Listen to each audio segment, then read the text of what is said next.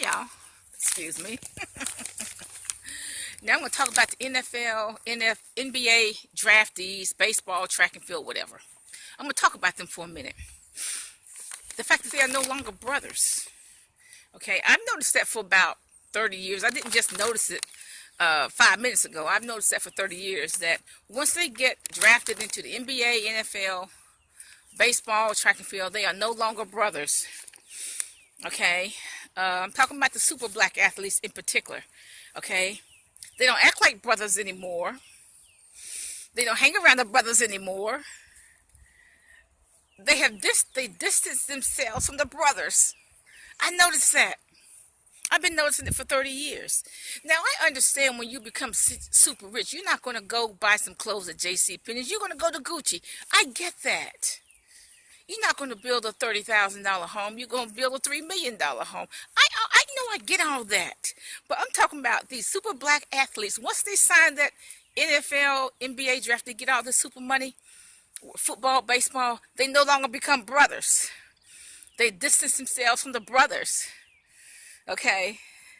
From the black brothers. They don't want to hang around the black brothers anymore. Okay? Now, it seems like they even forget they are black. They don't hang around the black brothers. They don't associate with the black brothers. They even forget they're black. Okay?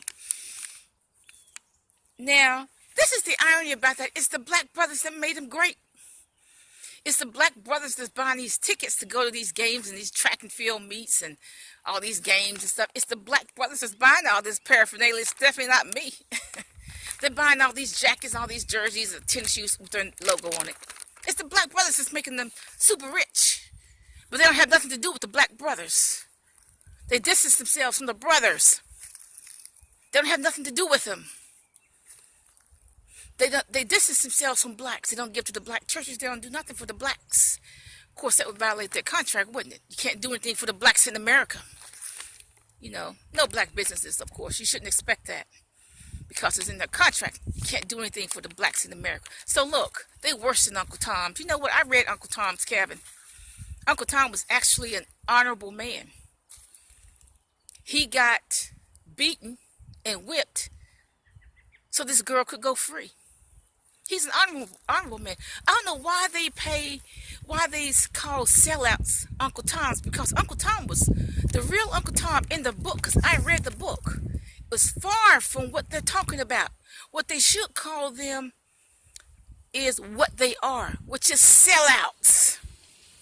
They're not Uncle Toms because they don't even measure up to Uncle Tom. I read the book. I know about Uncle Tom. I know who he was. I know what he did. He got beaten, whipped, so this girl could go free in her place. So these men, these NFL people, these NFL draftees, they far from Uncle Tom. They sellouts. Call them what they are. Sellouts. Okay? Now, there's this park I used to live near, and I used to go walking in that park. It's a very big park. And sometimes they used to have street ball on that park. And, you know, it was real rough and everything. And what's the truth? All these NBA players, for example, learned you cannot play college ball unless you can play street ball. You definitely cannot play NBA basketball unless you can play street ball. Because I watched them. Street ball is rough. You cannot play college ball. I don't care how beautiful the gymnasium is. I don't care if it's state-of-the-art gymnasium. You cannot play college ball or NBA ball unless you know how to play street ball. Period. These guys from the streets taught them how to run, the running backs. They taught them how to play football. They taught them how to play basketball. But when they get their contract, they don't have nothing to do with the black brothers. It's the black brothers that taught them everything they know. Now, I used to be a good tree climber in my youth, when I was a kid. One of the best on the block. But there was this other boy who was better than I was because he was very skinny. Now, what is tree climbing? You got to climb up. In order to get out of a tree, you got to climb back down. That's really what basketball is. Excuse me. You're climbing up into the air, putting the ball in the ring, and you're climbing back down, except this time you're swinging on the rim. Okay, but that's how you get on the floor. It's the same principle. I mean, it's the same principle that I was using. You climb back up and you climb back down.